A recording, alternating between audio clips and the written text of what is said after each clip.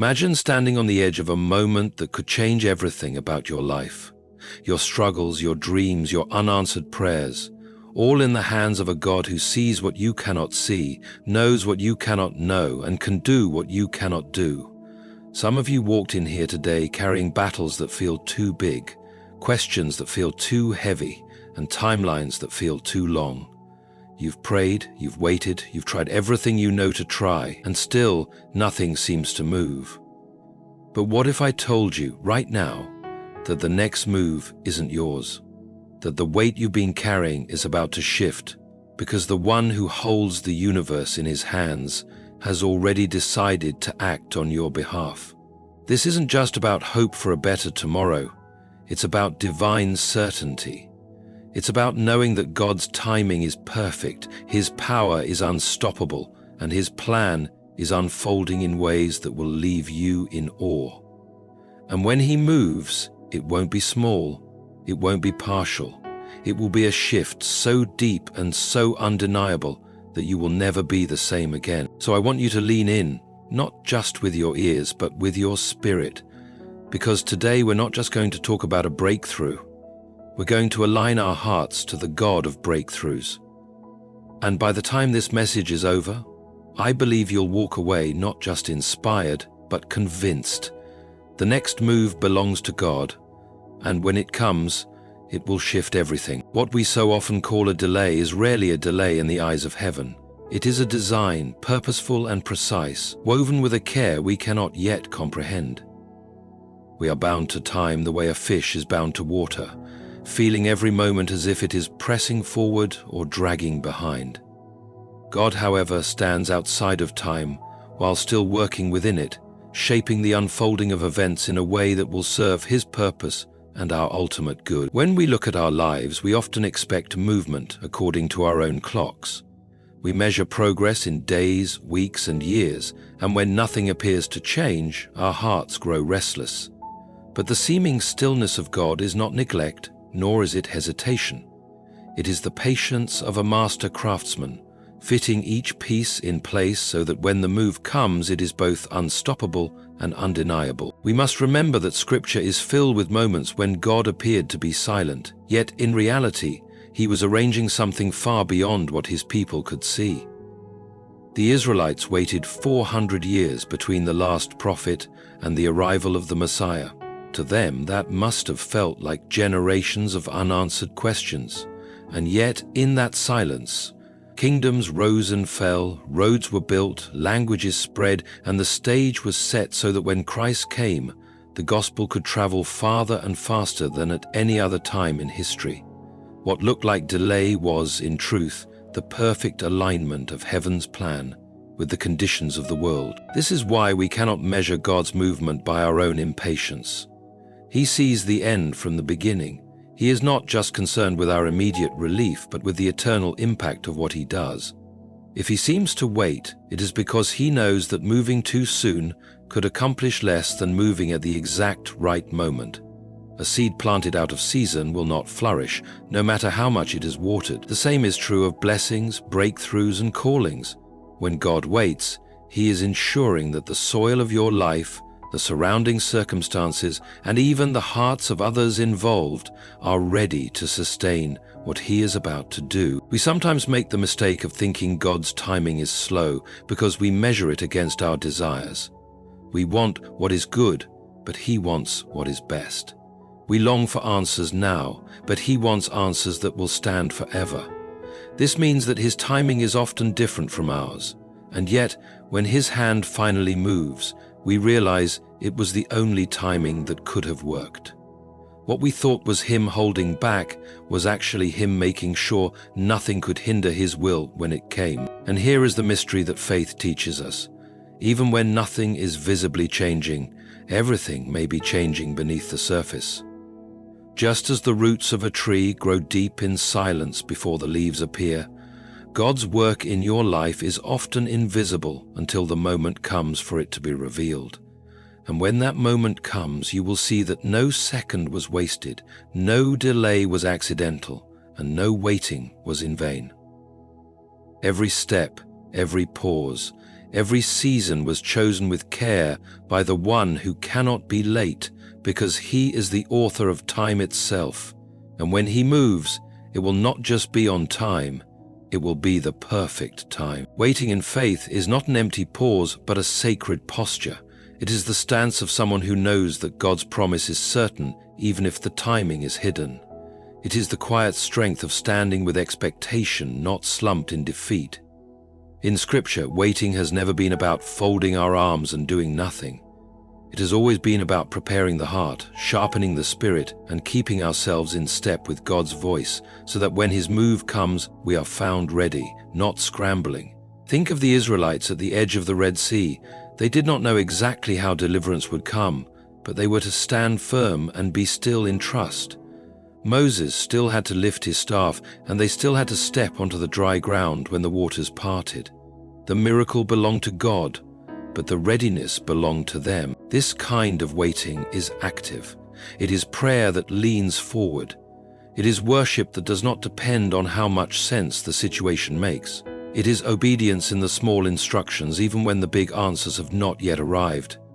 The danger for many believers is that in the absence of visible movement, they allow their faith to cool, their focus to scatter, and their hope to dim. But waiting with readiness means living as though the breakthrough could happen at any moment. It means tending to the small daily faithfulness, so that when God opens a door, you have the courage and preparation to walk through it. In truth, this readiness is an act of trust. We are telling God that we believe Him enough to prepare for what we cannot yet see. Noah built the ark before a single drop of rain fell. The wise virgins in Jesus' parable filled their lamps with oil before the bridegroom arrived. They were not trying to predict the moment. They were simply making sure that when the moment came, they would be able to move with it. God often works in ways that require us to respond quickly. If our hearts are distracted or our faith is half asleep, we may find ourselves hesitating when the time to act finally comes. It is in the waiting that God often shapes the vessel for the blessing. The discipline you gain in this time, the patience you grow, and the intimacy you build with Him will be the very things that keep you steady when the shift happens. A blessing received without readiness can become a burden, but a blessing received in prepared hands becomes a testimony. This is why waiting in faith matters so deeply. It transforms the waiting room from a place of frustration into a place of formation. Many believers miss the move of God because they have decided that His silence means absence. But He is never absent. While you wait, He is aligning people, moving circumstances, and preparing opportunities that your eyes cannot yet see. The day will come when His instruction will be clear, and in that moment, the readiness of your spirit will determine whether you walk into the miracle or watch it pass by. Faith that only works when God moves instantly is not faith at all. True faith holds position, keeps the lamp burning, and stays on the watchtower until the appointed time arrives. When we wait like this, we are not simply hoping for a change. We are living as if the change is certain. We keep our eyes fixed, our hearts open, and our steps obedient, so that the very instant God says move, we can answer without delay.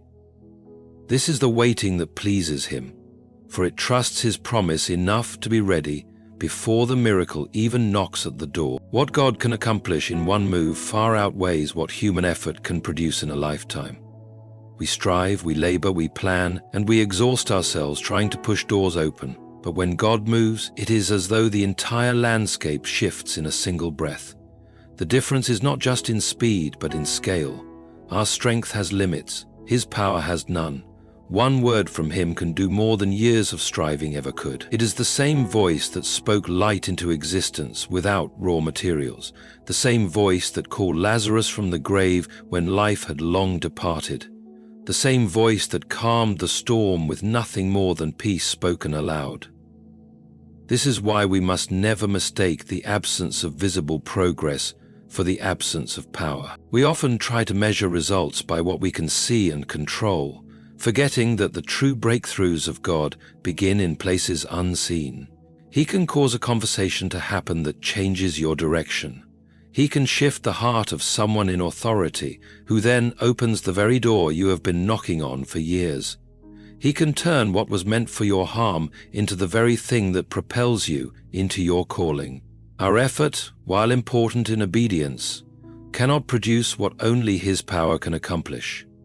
It is His move that multiplies results far beyond the natural limits of our effort. Consider Peter fishing all night and catching nothing. His skill as a fisherman was not in question. His effort was beyond doubt, but without God's direction, his nets remained empty.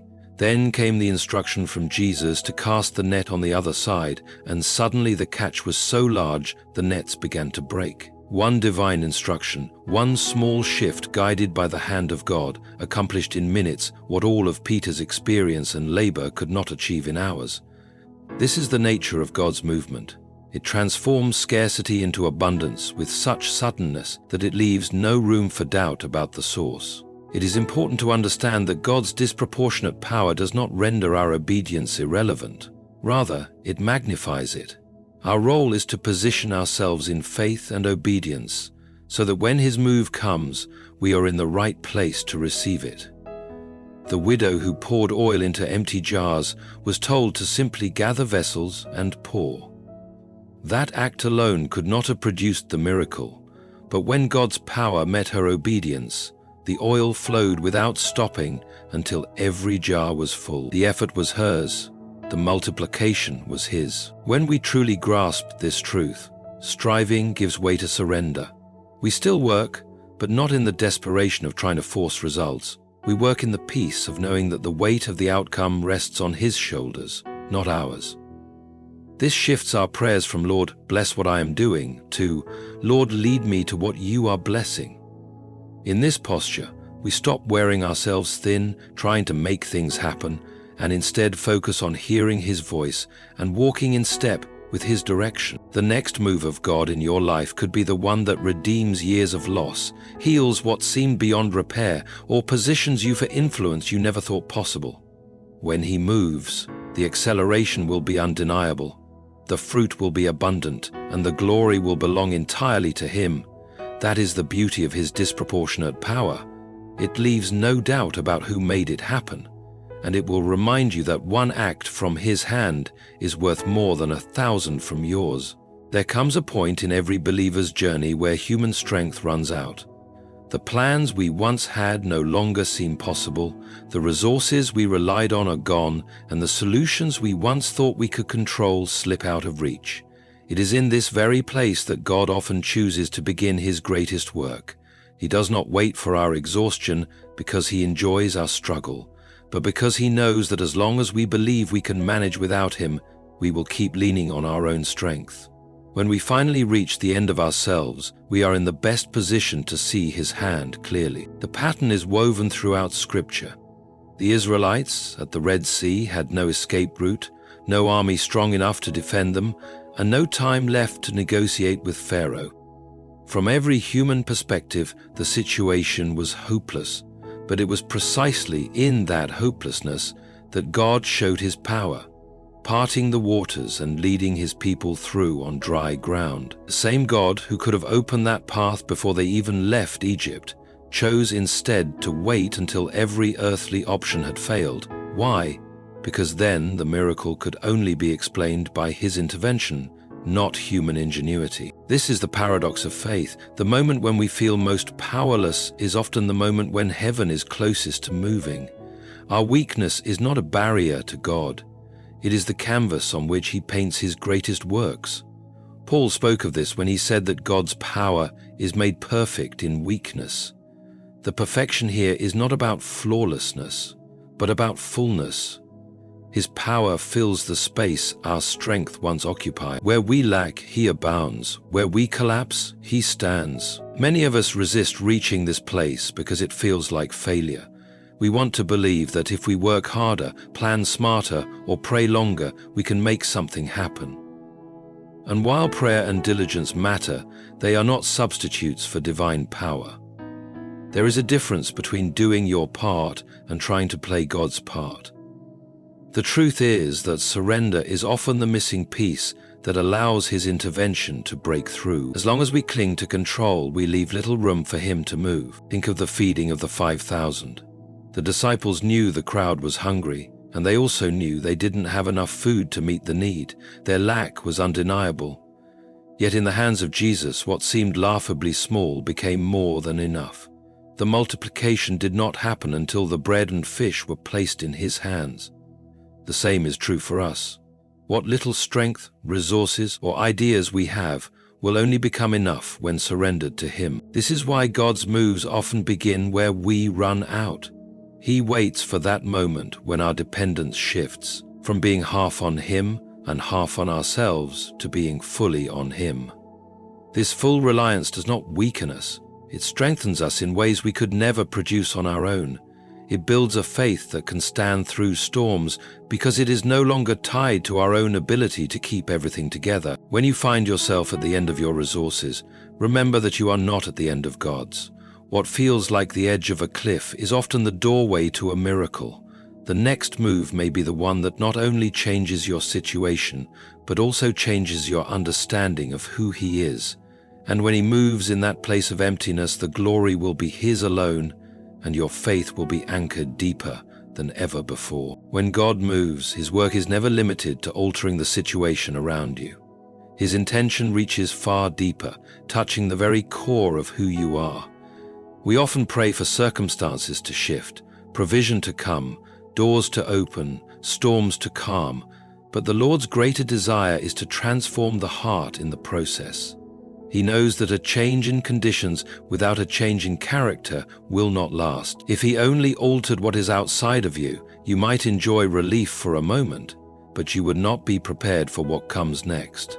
So, in his wisdom, his move reshapes you even as it rearranges what is around you. The Bible is full of examples where God's intervention not only brought a breakthrough but also marked a permanent shift in the person receiving it. Jacob wrestled with God and walked away not just with a blessing but with a limp in a new name. The man who once relied on cunning and manipulation became Israel, a man who understood dependence on God. The external blessing mattered, but the internal transformation was the true gift. In the same way, when God shifts your life, he is also shaping your spirit to carry the weight of what he gives you. Transformation in the midst of a shift is often uncomfortable. It requires letting go of old patterns, old fears, and old ways of thinking that no longer fit the new thing God is doing. Sometimes we want him to change the outcome without touching the areas of our heart that resist his ways. But he loves us too much to leave us unchanged. If the blessing is meant to last, your faith, humility, and obedience must grow to match it. This is why his move will sometimes feel like it is breaking you before it builds you. Consider the disciples in the storm. Jesus could have calmed the wind and waves from a distance, but he allowed them to experience the fear and uncertainty of that night, so that when he did calm the storm, their faith would deepen. They came away not just with a safe arrival, but with a clearer understanding of his authority and power. The miracle changed their circumstances, but more importantly, it changed their perception of who he was and what he could do. The same principle is at work in your life. When God shifts everything, he is not just positioning you for a better situation. He is preparing you to be a better steward of that situation. If you are praying for financial provision, he will also teach you wisdom and discipline. If you are asking for restored relationships, he will work on your patience, forgiveness, and humility. If you are believing for open doors in ministry or calling, he will refine your motives and strengthen your resilience. The shift in circumstances is inseparable from the shift in you. This is why the next move of God will likely leave you different than you were before. You may emerge stronger, softer in heart, yet firmer in conviction, more compassionate, yet bolder in faith.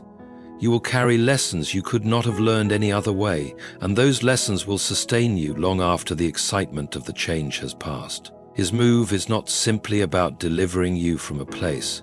It is about developing you into the kind of person who can thrive in the place he is bringing you to. When you look back, you will see that while you may have prayed for a change in your life, what he truly gave you was a change in your heart. and that transformation will be the most lasting part of his work, shaping how you walk with him for the rest of your days. When God moves, he does more than alter the visible events of your life. He uncovers truths that have always been there but were hidden from your sight. His hand has been working long before you noticed, but when the shift comes, it is as though the veil is pulled back and you suddenly see how every delay, every detour, and every closed door was part of a larger design. In the moment, you may have thought you were forgotten, but his movement reveals that you were never abandoned for a single second. You may have believed you were standing still, but you will realize he was quietly arranging pieces far beyond your reach. This unveiling is one of the most humbling and faith-deepening aspects of his work. It shows that what felt random was actually precise, what seemed wasted was in fact preparation, and what you thought was against you was actually for you. Joseph's story in Scripture illustrates this so clearly. Betrayed by his brothers, sold into slavery, falsely accused and forgotten in prison, he could have concluded that God had left him. Yet when God moved, elevating him to a place of influence in Egypt, the truth became clear. Every chapter of his journey had been leading to this moment. The suffering was not meaningless. It was positioning. God's moves have a way of correcting the narratives we build in our minds during seasons of silence. We are quick to assume that his quietness means he is uninvolved, but the moment of his action rewrites that assumption. Suddenly, you see that he was present in the conversations you never heard, in the hearts of people you never met, and in the circumstances you could not control. You begin to understand that his faithfulness was never tied to your ability to feel it. This revelation changes the way you look at the past. Instead of seeing years of struggle as wasted, you see them as the soil in which deep roots were planted. Instead of seeing setbacks as punishments, you recognize them as redirections. And instead of doubting his love in the waiting, you learn to trust that his love is most active in ways you cannot always perceive. His move confirms that he was not merely reacting to events, but orchestrating them according to a plan that could not fail. The truth is that God does not need to prove himself, yet in his kindness he allows moments that remind us of his nearness and precision. When the shift comes, the pieces fit together in such a way that you cannot deny his authorship. This clarity not only strengthens your faith for the future, but also redeems the pain of the past. You begin to thank him for things you once resented and worship him for seasons you once begged him to remove. This is why the next move of God will not only bring change, but will bring revelation. It will not just open doors, it will open your eyes. You will see that his timing, though it tested you, was perfect. You will realize that his no in one season was protecting the yes of another. You will understand that his delays were not denials, but divine alignments. And most importantly, you will know that you were never walking alone, not for a moment. When that moment comes, your trust will deepen, your worship will be richer, and your confidence in his leadership will grow unshakable. For the shift will not merely change your circumstances, it will reveal the unchanging truth that God has been faithful all along, and he always will be. The truth that has been woven through every part of this message is simple yet profound. The next move is not in your hands. It belongs to God, and when it comes, it will shift everything. We have seen that his timing is never late, even when it feels delayed to us. We have learned that our waiting is not meant to be idle, but filled with readiness, standing prepared to respond when his instruction comes. We have been reminded that his power can accomplish in a moment what all our striving could not achieve in a lifetime. We have understood that he often begins his greatest works when we have reached the end of our own strength, for it is there that his glory shines brightest. We have seen that his movement does not only change what is around us, but transforms who we are within. And finally, we have recognized that when he moves, it reveals that he has been working all along, aligning details we never saw and preparing a plan that could not fail. This is why we can stand today with confidence, even if our situation has not yet changed, We can hold our heads high, not because we know when or how God will move, but because we know that He will, and when He does, it will be exactly what is needed. Our part is to remain faithful in the waiting, obedient in the small steps, and surrendered in the moments we feel weakest. We do not have to manipulate circumstances or force open doors. We simply need to keep our eyes fixed on the One who holds time, history, and our future in His hands. And when that move comes, it will not only shift the ground beneath our feet, it will shift the way we see God, the way we understand His love, and the way we trust Him for the rest of our lives. We will look back and realize that nothing was wasted, that every tear and every prayer carried weight in heaven, and that His plans for us were always for good. This is the hope we carry, not just as an idea, but as a living, unshakable reality. God is faithful, and His move will be worth every moment of the wait. Before we close, I want to say from my heart, thank you. Thank you for lending your ears, your minds, and your hearts to receive this word today. Thank you for choosing to sit under the weight of truth instead of the noise of the world. Thank you for letting faith be stirred within you and for daring to believe that God's story for your life is not over yet. My prayer is that you leave here not just encouraged but anchored, not just inspired but transformed, knowing that the author of your story has not stopped writing. May His peace guard your heart as you wait. May His presence walk with you in every step, and may His coming move in your life be a testimony that points others back to Him. God bless you, and thank you.